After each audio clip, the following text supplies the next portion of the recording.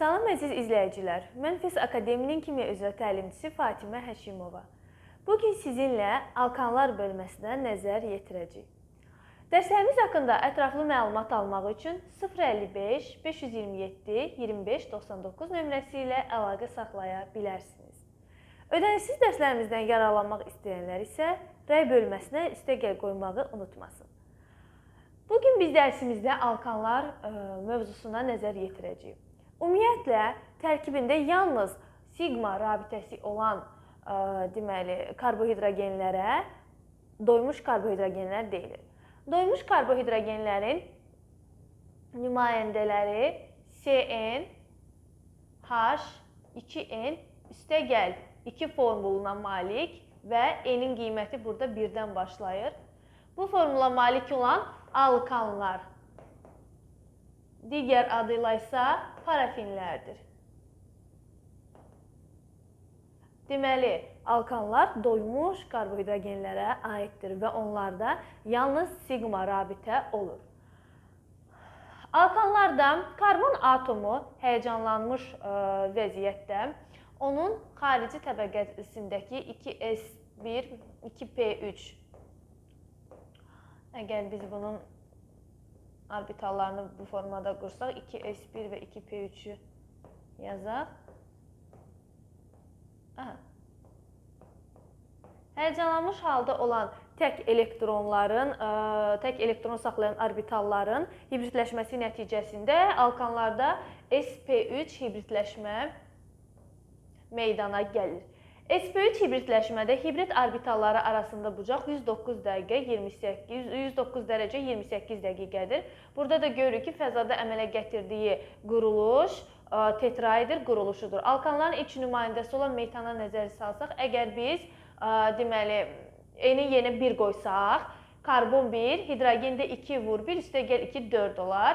Birinci maddəmiz alkanların ilk nümayəndəsi metan adlanır.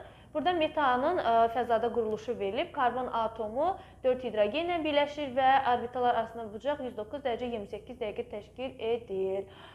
Burada isə onun mir kürəcik, üçüncü şəkildə isə kürəcik modeli verilmişdir. Rabitələr arasındakı bucaq isə 0,154 nanometr təşkil edəcəkdir.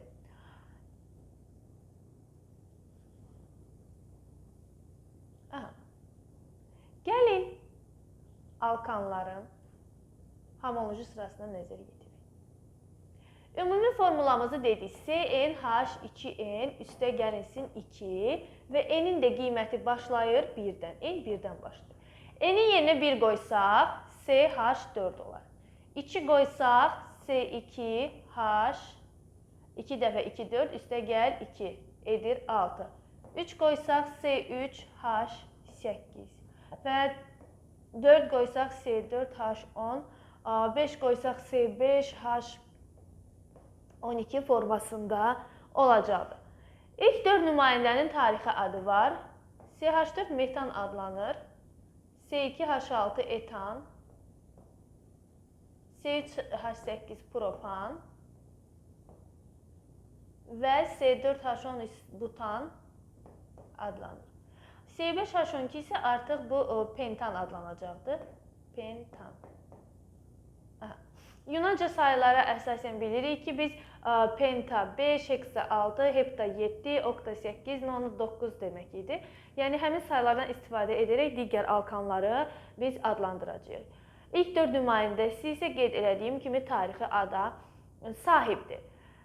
Deməli, biz nəyi nəzərdən keçirək? Bu formullara nəzər yetirəndə CH4, C2H6, C3H8 bu, tutaq ki, ilk 2 nümayəndə bir-birindən nə ilə fərqlənir? Yəni, belə deyək də, karbon və hidrogen fərqi nə qədərdir?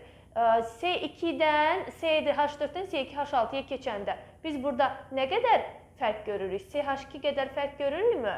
Yəni, C2H6 CH4-dən bir dənə CH2 qədər çoxdur. Yəni, 1 karbon və 2 hidrogen qədər çoxdur. Və bu CH2 fərqinə biz metilen qrupu deyirik. Nə deyirik? Metilen. Metilen fərqi yaza bilərik. Həmçinin, yenə biz baxaq etanla propan arasındakı fərqə. Etan C2H6, propan C3H8-dir. Burada nə qədər fərq var? Yenə bir karbon və 2 hidrogen fərqi vardır. Növbəti nümayəndələrə propanla butana və butanla pentana və digər nümayəndələrə də baxanda alkanlar bir-birindən, yəni homoloji sırada bir-birindən 1 CH2 qədər fərqlənirlər. Alt-alta olan alkanlar bir-birindən 1 CH2 qədər fərqlənirlər. Bu fərqi metilin fərqi deyilir. Yəni bir-birinə 1 CH2 qədər fərqlənən alkan sırasına biz homoloji sıra deyəcəyik. Karbohidrogenlər sırasında daha doğrusu, çünki bütün karbohidrogenlər də bu formada olur. CH2 ilə fərqlənirlər və belə sıra homoloji sıra adlanır. Bu CH2 fərqini bilmək vacibdir. Birazdan mən bunun əhəmiyyətini izah edəcəm. Yəni CH2 fərqini biz məsələlərdə rahat həll etmək üçün məsələni necə istifadə edə bilərik.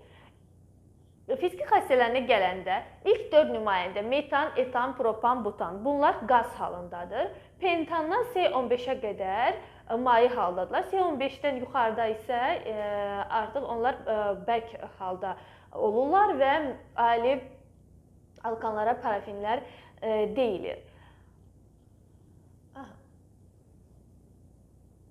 Gəlin indi testlərdə ən çox istifadə olunan məqamlara diqqət yetirək.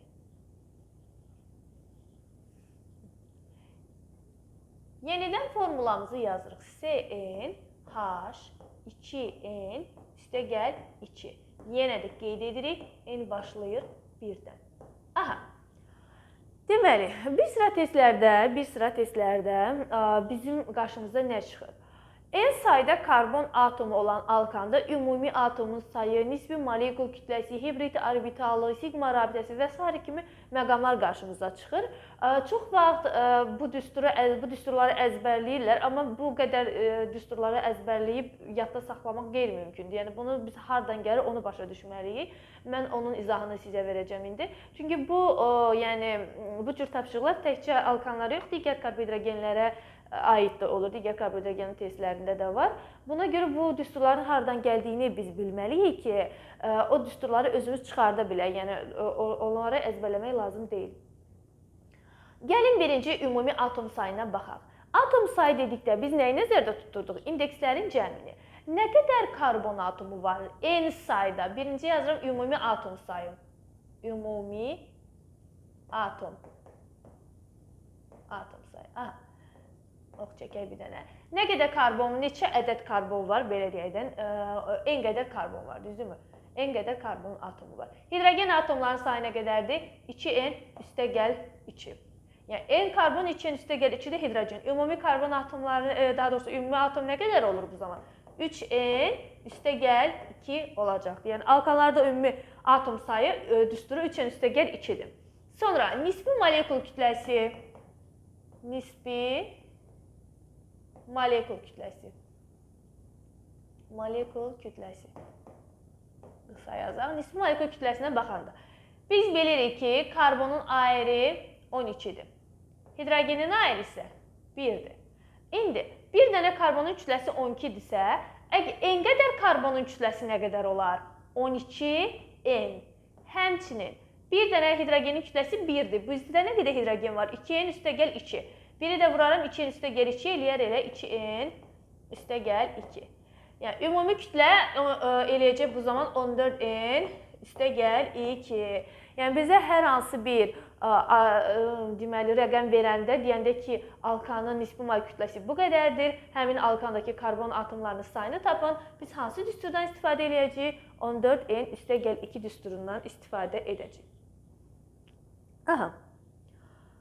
Daha sonra burada bizə vacib məqamlardan hibrid orbitallarının sayına nəzər yetirək.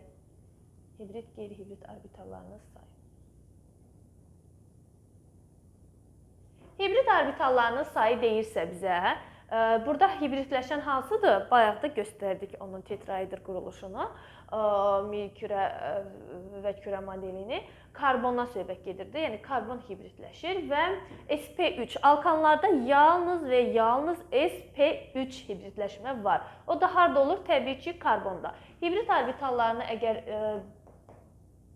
biz sayırıqsa, hibrid orbital qısaca qeyd edək. Hibrid orbitalına baxaq.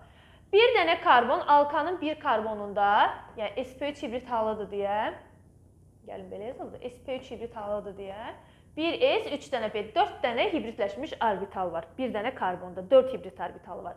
Bəs n qədər karbonda nə qədər hibrid orbital olar? 4-ü vurarıq, n-ə edər 4. Və hibrid orbitalı yalnız nə ilə mövcud olur? Karbonda.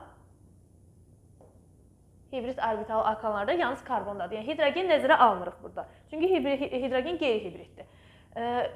CnH2n+2 formula malik olan alkanda hibrid orbitalları neçəyə bərabərdir? 4-ə bərabərdir. Düsturun hardan gəldiyini biz təyin edəcəyik. Tutaq ki, bizə məsələ verir, hibrid orbitalların sayı 16 olan alkanda nə qədər karbon atomu var?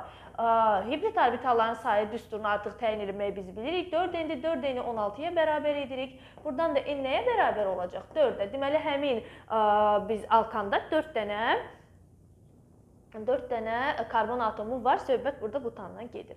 Əgər qeyri-hibrid orbitalını istəyiriksə bizdən, hibrid orbital, qeyri-hibrid orbitalı dedikdə isə alkanlarda qeyri-hibrid orbitalı yalnız hidrogen sayıdır. Normalda qeyri-hibrid orbitallarında pi rabitəsinin əmələ gətirdiyi elektronları da doymamış karbohidrogenlərdə biz sayacağıq gələcək dərslərimizdə. Amma alkanlardırsa burada yalnız sigma rabitəsi var, pi rabitəsi yoxdur və yalnız və qeyri-hibrid orbital deyəndə yalnız hidrogen sayını nəzərdə tutacağıq. Neçə dənədir? Nə qədər hidrogenimiz var? 2n+2 qədər hidrogen varmı? Deməli 2n+2 qədər qeyri-hibrid orbitalımız olacaq. Baxın, hibridi təyin elədik 4n, qeyri-hibridi təyin elədik 2n+2. Bəs ümumi orbital nə qədər olar o zaman? Hibrid ilə qeyri-hibridi cəmləyərik. Hibrid nə qədər olmuşdu bizdə? Hibrid 4n idi, düzdürmü? Qeyri-hibrid isə 2n+2. Cəmlədik neçə elədi? 6n+2 etdimi? 6n+2 eləyəcək. Bu da ümumi orbitalların sayıdır alkanlar üçün. Yəni, bilək ki, bu düsturlar hardan gəlir. Növbəti mərhələdə biz hesablaya bilərik sigma rabitələrin sayı.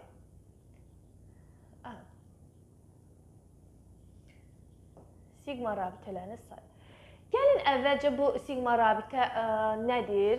Yəni, gəlin bir dənə alkan götürək. Tutaq ki, propan götürürəm də 3 dənə karbon atomu olan. Düzdür mü?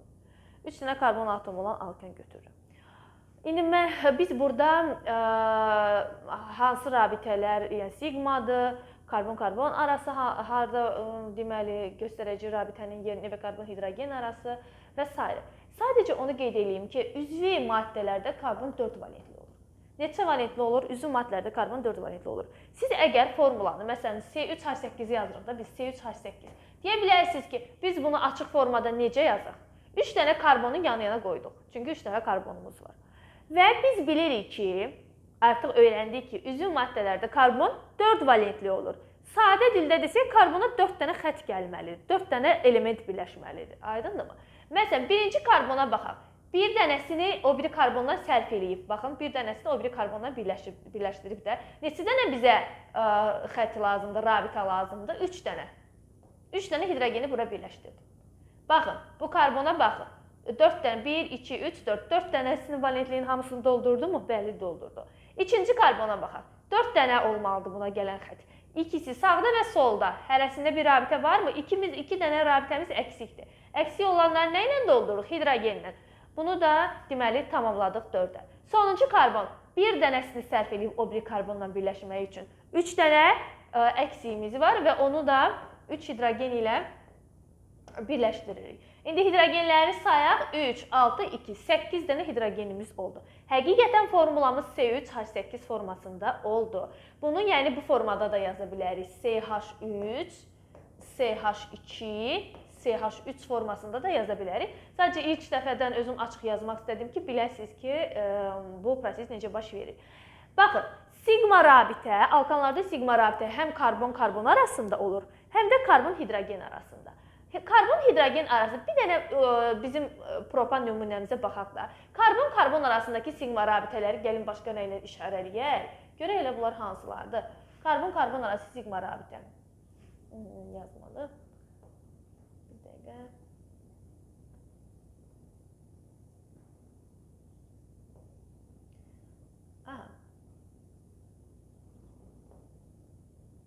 Bu göylə işarə eləyirəm. Karbonumuzun biri göydür, biri narıncıdır. Onların arasındakı rabitə, sigma rabitəni işarə elədim göylə. Bu birisi rabitəni də göylə işarə elədim. Deməli, 3 dənə karbonumuz vardır. 1, 2 və 3 karbon. 3 karbon arasında, sırf karbonlar arasında neçə dənə sigma rabitə görürəm? Biri bu, ikincisi də bu. 2 dənə. Karbonun sayı 3'dür, amma onları birləşdirən sigma rabitənin sayı 2'dir. Biz buradan hansı nəticəyə gəlirik? Deməli, alkanlarda karbon-karbon arası sigma rabitə sayı karbonun sayından bir vahid az olur. Yenə təkrarlayıram. Karbon-karbon arası sigma rabitələrin sayı karbon sayından bir vahid azdır. Həqiqətən də 3 dənə karbonumuz var, amma bizim sigma rabitələrimizin sayı 2'dir. Oldu? Yəni, ümid edirəm ki, bu hissəsi tam aydındır. Amma karbon-hidrogen arası sigma rabitələrin sayı isə hidrogenlərin sayına bərabər olur. Gəlin, indi görək həqiqətən də belədirmi? Karbon-hidrogen arası rabitələrə baxıram. Bunu da göyünə işarə edirəm. 1, 2, 3. Düzdürmü? 4, sonra 5, burada da bir hidrogenimiz var. 6, 7 və 8. Karbon-hidrogen arası sigma rabitəmiz neçə dənədir? 8 dənədir. Formulamızda da 8 hidrogen var idi mi? Var idi. Deməli, biz həqiqətən də o nəzəri qaydanı təsdiqlədik ki, karbon-hidrogen arasındakı sigma rabitələrin sayı hidrogenin sayına bərabərdir. Amma karbon-karbon arası sigma rabitənin sayı karbonun sayından bir vahid azdır. Bu hissə ümid edirəm ki, aydındır və biz nə etməliyik? Biz gəlin bu dediyimiz qaydanı ümumi formulun üzərində çıxaraq. Ümumi formulda. Görək necə olur ümumi formulda. Aha. Deməli, indi yazıram baxın. Karbon, karbon. Karbon-karbon arası sigma rabitəsi. Karbon-karbon arası sigma. O deməkdir. Karbonun sayı neçədir? N-dir. Karbon sayından nə qədər az olurdu? Bir vahid az olurdu. Onda karbon-karbon arası sigma n-1 olacaq. N qədər karbon varsa n-1-ə bərabər olacaq. Bəs karbon-hidrogen arası sigma nəyə bərabər olacaq? Karbon-hidrogen arası sigmada demişdik, hidrogenin sayına bərabər olur. 2n üstəgəl 2. Hidrogen 2n üstəgəl 2-dirmi? 2n üstəgəl 2 də karbon-hidrogen sigması olacaq. Bəs ümumi sigma, ümumi sigma rabitələrin sayı. Ümumi sigma nəyə bərabər olacaq? n-1 qədər karbon arasındadır. Üzr istəyirəm, n-1 qədər üstəgəl niyə yazdıq biz? Aha. n-1 qədər. n-1 qədər karbon-karbon arasındadır. 2n üstəgəl 2 qədər də karbon-hidrogen arasındadır. Ümumi sigma rabitəsi neçə oldu? 3n üstəgəl 1 oldu mu? Bəli, 3n üstəgəl 1 də ümumi sigma rabitəsinin sayı oldu. Testlərə düşən məqamlar, yəni bunlardır, bu formullara əsasən biz həmin tapşırıqları həyata keçirəcəyik. Daha sonra bir də testlərdə istifadə olunan məqamlardan da biri proton, neytron sayı ilə bağlı məsələlərdir. Gəlin onları işləyək biz. Yenə olmazsa üstür yazıram bir dəfə.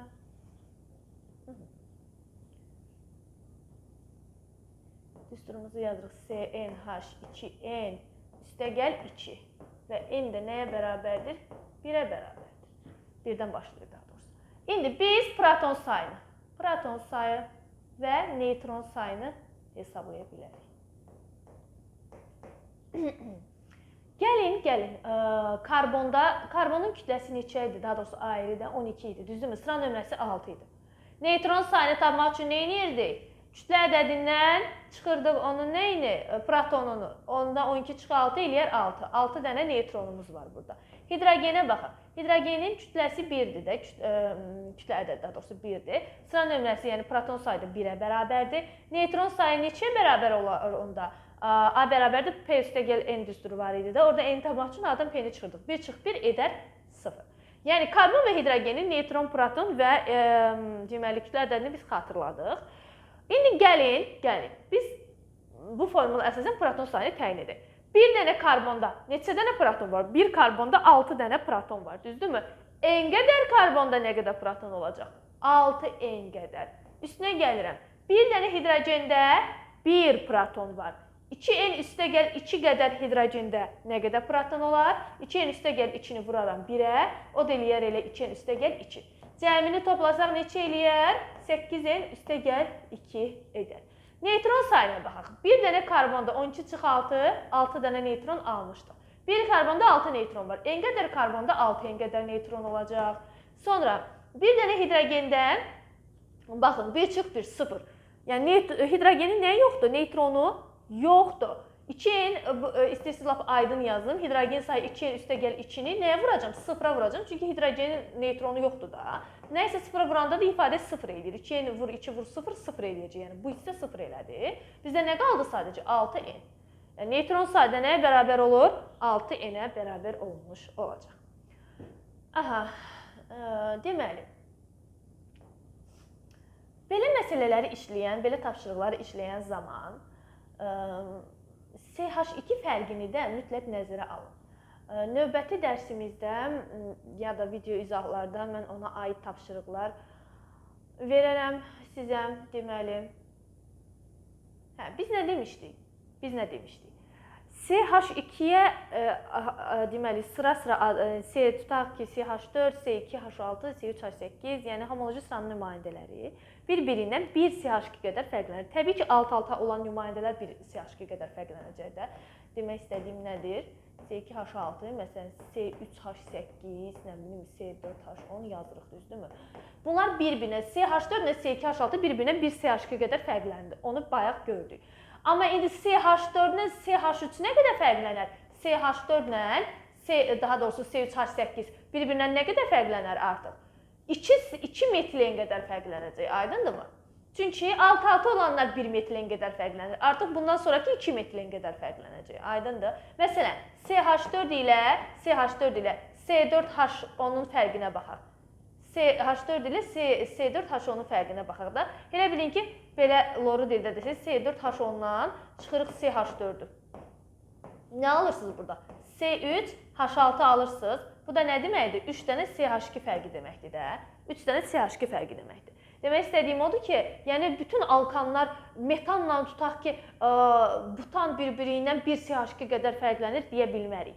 Sadəcə alt-alta olan nümayəndələr 1 CH2 qədər, 1 metilen qədər fərqlənir. Amma tutaq ki, yenə qeyd edirəm, CH4 ilə C3H8 artıq burada 1 metilen fərqi burada var, 1 metilen fərqi də burada var. 2 metilen fərqi oldu. Aydındır? Və bu metilen fərqlərinə əsasən proton sayına aid, nə bilim, tutaq ki, yanan zaman əmələ gələn qazın və yaxud da ki, suyun kütləsinə aid tapşırıqları və yaxud da hibrid, qeyri-hibrid orbitalına aid tapşırıqları həll eləmək olar. CH2 fərqinə əsasən çox sadə yolla həll eləmək olar. Burada bizim bilməli olduğumuz məqam 1 CH2 nə qədər fərq əmələ gətirir? 1 metilen qrupu nə qədər fərq əmələ gətirir? Biz əgər onu anlasaq, bilsək, bizdə 5 dənə CH2 varsa, aldığımız o rəqəmi 5-ə vuracağıq. Nə bilim, 3 dənə CH2 fərqi varsa, 1 CH2 üçün aldığımız rəqəmi 3-ə vuracağıq və s. İndi gəlin bir CH2-yə görə olan fərqlərə nəzər yetirək. Bir CH2-yə qədər olan fərqlərə nəzər yetirək. Bir CH2. Bir CH2 qədər fərqlənirsə, burada nə qədər hibrid orbitalı var? Hibrid. Neçə dənə karbon atomu görürük? Bir dənə. Deməli, bir dənə karbonda da 4 dənə hibrid orbital olur da. Deməli, 4 hibrid qədər fərq var. Nə qədər qeyri-hibrid orbitalı fərqi var? Hibrid, qeyri-hibrid. Neçə dənə hidrogen görürük? 2 dənə. Deməli, 2 dənə qeyri-hibrid fərqi var. Ümumi hibrid fərqi nə qədərdir? Ümumi hibrid. 4 üstəgəl 2, 6 qədər. Yəni, bir CH2-yə görə fərqlərimiz bunlardır. Bizdə 3 CH2-dirsə, biz bu, məsələn, 4-ü 3-ə vuracaq. 2-ni, məsələn, 3-ə vuracaq. Bizdən artıq nə istəyirsə, o baxır məsələyə. Daha sonra hibrid, qeyri-hibrid, ümumi hibrid orbitallarının sayına nəzər yetirdik. Kütlə fərqinə baxaq, kütlə. Karbonun ayrı 12-dir, hidrogende 2. 12 üstəgəl 2, 14. 14 qədər, yəni nisbi molekül kütlələrində 1 CH2 14 qədər fərqə səbəb olur. 1 CH2 4 hibrid orbital fərqinə səbəb olur. 1 CH2 2 qeyri-hibrid orbital fərqinə, 6 ümumi orbital fərqinə deməli səbəb olur və 14 kütlə, nisbi molekül kütlələri arasında 14 qədər fərqə səbəb olur. Neçə dənə CH2 qrupu? Bir dənə CH2 qrupu. Daha sonra kütləni qeyd elədik. Proton sayını qeyd eləyə bilərik məsələn. Proton sayında neçə dənədir? 6 burada, 2 də burada. 8 proton fərqinə bərabər olacaq. Neytrona baxsaq 12-6 6 eləyəcək. Deməli, hidrogen protonu yoxdur deyə sadəcə 6 olur. Proton və neytron saylarını qeyd elədik. Yəni bu formada bir CH2-yə əsasən siz onları hesablaya bilərsiniz.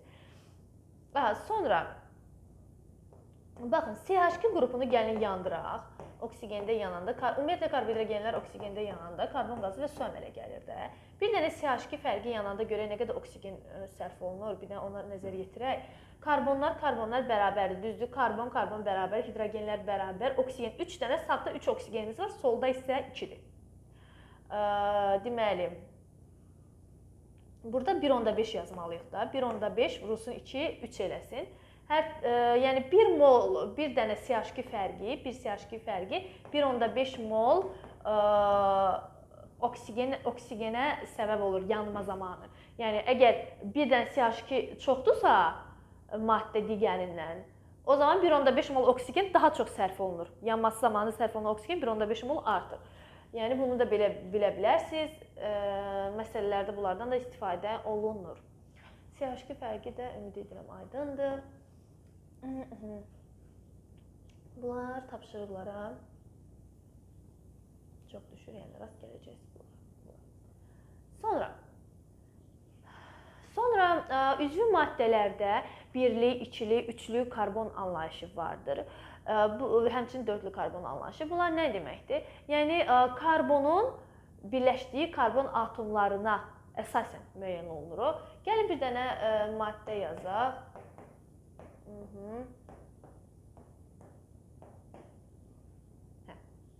Hidrogenlərini doldururuq. Karbonun valentliyi neçə olmalıdır? 4 olmalıdır. Bir dənəmiz var, 3 dənəmizi yazırıq. Bir dənəmiz var, 3 dənəsini yazırıq. 1, 2, 3'ümüz var, birini yazırıq. Birimiz var, 3'ünü yazırıq. 1 var, burada da 3'ünü yazırıq. 1, 2, ikisi var, ikisini yazırıq. Baxın, 1, 2, 3, 4. 4'ü də dolu mu? Deməli, bu karbonun yanına biz heç nə yazmayacaq. Yuxarıdakı karbonun yanında da 3 yazırıq, çünki bir dənəsi var və 3 dənə rabitə əksikdir. Formulanı belə yazırıq da tutaq ki. İndi gəlin bu birli karbon nə deməkdir, ikili, üçlü karbon nə deməkdir, onu tam izah edək. Əgər karbon atomu yalnız bir karbon ilə birləşibsə, o karbon birli karbon adlanır. Baxın, yalnız karbon ilə birləşməsinə nəzər yetirəcəksiniz. Hidrogen olsun, nə bilim, klor olsun, başqa bir atom olsun, ona nəzər yetirmirik. Karbonun karbon ilə birləşməsinə nəzər yetiririk. Məsələn, baxın, buradakı karbon neçə karbonla birləşib, bu karbon neçə karbonla birləşib, sadəcə bu karbonla birləşib də, düzdürmü? Bu hidrogen sizi çaşdırmasın, karbonla hidrogen arasında burada ayrıca bir rabitə var. O bayaq yazmışdıq propan nümunəsində. Sırf karbonla birləşib, bir dənə karbonla birləşib, başqa karbon görmürük. Deməli, bu birli karbondur. Baxın, bir dənə karbonla birləşib deyə nə dedim ona? Birli karbon dedim. Gəlin, ikinci karbona nəzər yetirək. Buradakı buranı silim. İkinci karbona nəzər yetiririk. Bu karbona baxın. Neçə karbona birləşib? Bir buradan birləşib, bir buradan, bir də buradan. 3 dənə karbonla birləşib. Oldu neçəli? Üçlü karbon.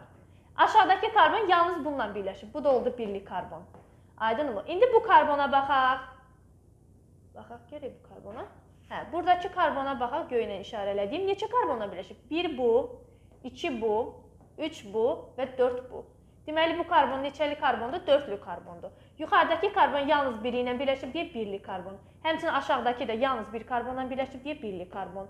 Növbəti karbona baxaq. Bu karbon CH2 qrupunun olduğu karbon sağdan və soldan bir karbonla birləşib. Yəni sağdan bir, soldan bir, cəmi 2 elədi. İkili karbon oldu və nəhayət sondakı karbonda yalnız CH2 olan karbonla, yəni bir karbonla birləşdiyinə görə birli karbon adlanacaq. Birli karbon, ikili, üçlü, dörtlü karbon sizə bütün üzvü kimya boyunca lazım olacaq. Ona görə mütləq bu qismdə diqqətli olun. Ümumiyyətlə, alkanlar dərsi üzvü kimyanın başlanğıc dərsi olduğuna görə, yəni buradakı adlandırmanı, buradakı CH2 fərqini, bir çox məqamları əgər başa düşsəniz, sizə tam aydın olsa, növbəti dərslərdə buna oxşardır. Yəni biraz fərqlilik var, çox əsası eynidir. Sonra bir də nə qeyd etmək istəyirəm alkanlarda üzvü kimyaya başlayanda. var radikallar. Əgər alkan molekulundan, alkanın yenə yazaq CnH2n üstəgəl 1, n başlayır hardan? N başlayır 1-dən, düzdürmü? Burada mən birbaşa radikalın formulunu yazdım. Gəlin elə alımda radikaldır deyə birbaşa radikalın formulunu yazmışam. Aha, üstəgəl 2. Bu alkanın ümumi formuludur, düzdürmü? Alkanlardan bir dənə hidrogen atomu qoparan zaman əmələ gələn maddələrə radikallar deyilir. Olacaq onun formulası CnH2n üstəgəl 1.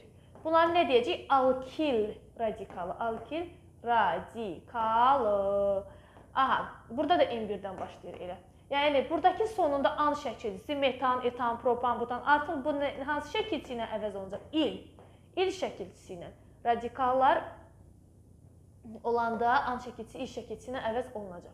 İndi gəlin bizə testlərdə tez-tez rast gəlinən radikallara nəzər yetirək. Görürlər hansılardır? Məsələn, metanı yazıram, düzdürmü? Metandan bir dənə hidrogen atomunu qopardıram, əmələ gəlir CH3. Bir dənə xətt qoyum. Radikalın qırağında belə xətt olur. Bu oldu nə radikalı? Metil radikalı. Metandan bir hidrogen qopartdım, an şəkilçisini illə əvəz elədim, oldu metil radikalı. Sonra etana baxaq. CH3 formasında yazılır, düzdürmü? Bir dənə hidrogeni qopardıram. CH2 və xətt qoyuram. Hidrogen qopardığım yerdən xətt qoyuram, çünki o nə-nəsə birləşməlidir. Yəni radikallar aktiv hissəciklər olur. Bu da oldu etil radikalı. Nə radikalı? Etil radikalı. Sonra yazaq propan. CH2. Propan. Bunun formulasını biraz seri geri yazaq, çünki buradan hidrogen qopardacaq. Tam aydın olsun. Aha, deməli CH3, CH2 və CH3. Hə, indi propanın 2 dənə radikalı olur. Əgər biz buradan bir dənə hidrogen qopardırıqsa, yəni formulamız olacaq CH3, CH2, CH2, daha doğrusu rabitə yəni. Və bir dənə hidrogen qopardığımız yerə xətt qoyduq. Bunun adı nə olacaq? Propil radikalı. Propil radikalı oldu. Əgər başlanğıcdan qoparsa. İndi başlanğıcdan yox. Buranı silək. Başlanğıcdan yox. Gəlin ortadakı hidrogendən bir dənə qopardaq. Olur nə? CH3, CH. Bura bir dənə xətt qoyuram. Niyə? Orada hidrogen qopartmışam. Və CH3. Baxın. Yəni bununla bu ayrı-ayrı, bayaq yazdığım bu ilə bu ayrı-ayrı maddələrdir. Bu oldu izo. İzopropil radikalı. Nə radikalı? İzopropil radikalı. İzopropil radikalında bu xəttlə CH3-ün yerini dəyişə bilərsiniz. Aydındır. Nə deməkdir o xəttlə CH3-ün yerinin dəyişilməsi? Yəni belə də yaza bilərsiniz də. CH3, CH3-ü aşağıya keçirdirsiniz, elə bir xətt qıraqda qalır. Aydındır. Baxın buradakı CH3, CH xətt, CH3 düşdü aşağıda. Yəni buradakı xətt ilə CH3-ün yerini dəyişmək olar. Bu da oldu izopropil radikalı. Aha. Bu radikalları mütləq öyrənmək lazımdır. Çünki bunlar bütün üzvü kimya boyunca sizə lazım olacaq. Sonra butanın radikalları var. Gəlin onlara da nəzər yetirək. Butanın radikalları var. CH3, CH2, CH2 və CH3. Aha, bu butan, yəni normal butandır da, normal butan. Düzdürmü? Normal butan. Biz əgər birinci karbondan, başqa rənglə yazmaq istəyirəm, birinci karbondan bir dənə hidrogen qopardırıqsa, buradan bir dənə hidrogen qopartdıq. Nə əmələ gələcək? CH3, CH2, CH2 və CH2 xətt. Belə bir dənə qaralayıram. Niyə? Çünki bu onu göstərir ki, buradan bir dənə hidrogen qoparmışam. Bu deməli radikal adlanacaq birli butil. Nə? Birli butil radikalı. Birli butil radikalı. Əgər birinci karbondan yox.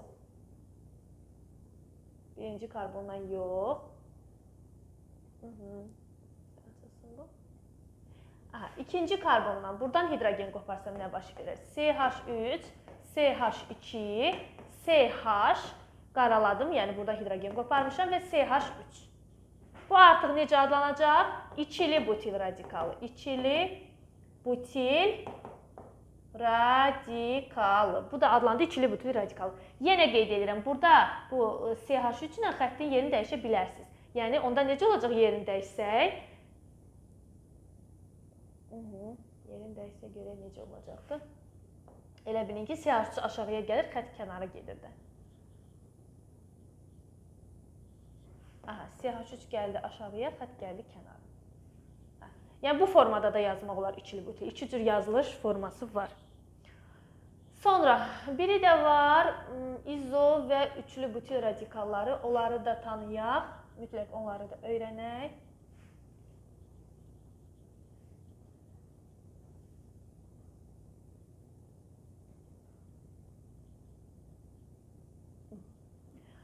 Deməli,